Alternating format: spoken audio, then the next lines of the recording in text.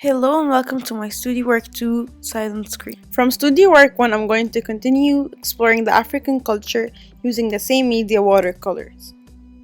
For this artwork, I was influenced by the Fauvism movement, especially Matisse. I was influenced by how he used the brush strokes to create texture to the paint.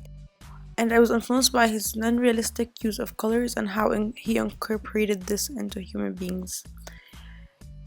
Then I started my brainstorming by drawing a symbolic object like a shoe with a broken heel, where the shoe represents femininity and broken heel could possibly represent weakness. But then I thought I should do something related to my research countries, so I chose an African statue. I started by drawing it from different angles to explore the four. Then for drawing number 2, I focused on the face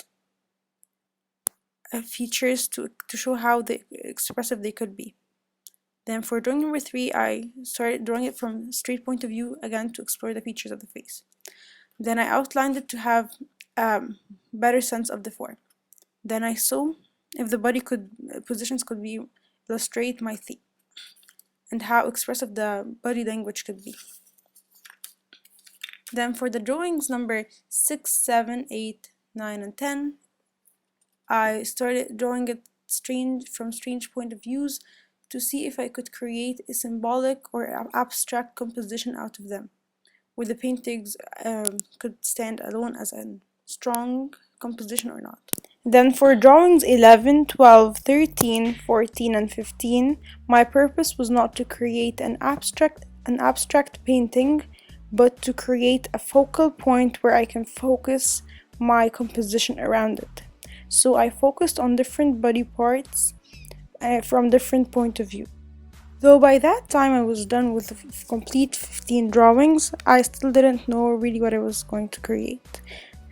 So I went back to the symbolism idea and I did an unrecognizable body part where it could be more of an abstract painting.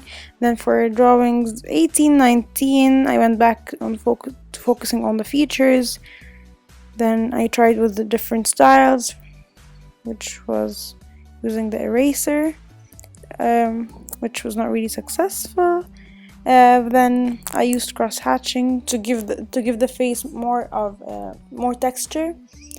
Then after I was completely done, I looked back at all of the 25 drawings and I found out that drawing number 2 would be the best composition for my final artwork. So I started by experimenting with colored pencils, which I did not really like because how vague they were. They were not really expressive. So I then tried using watercolor media. Then I started experimenting with different ways. For example, I started using wet media over wet media, then wet media over dry media, and I saw the different outcomes.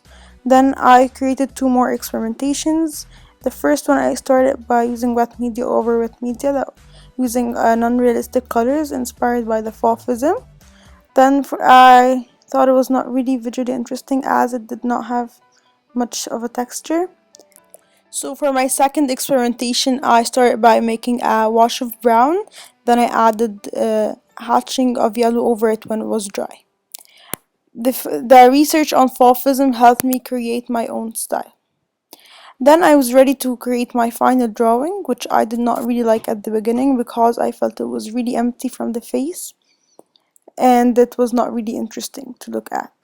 So I thought I might add something on the face that fills up the space and be representative of the African culture. So I added an earring with an African design on it, which made it more interesting. For Studio Work 3, I'm going to continue using watercolors, but this time exploring the Indian culture.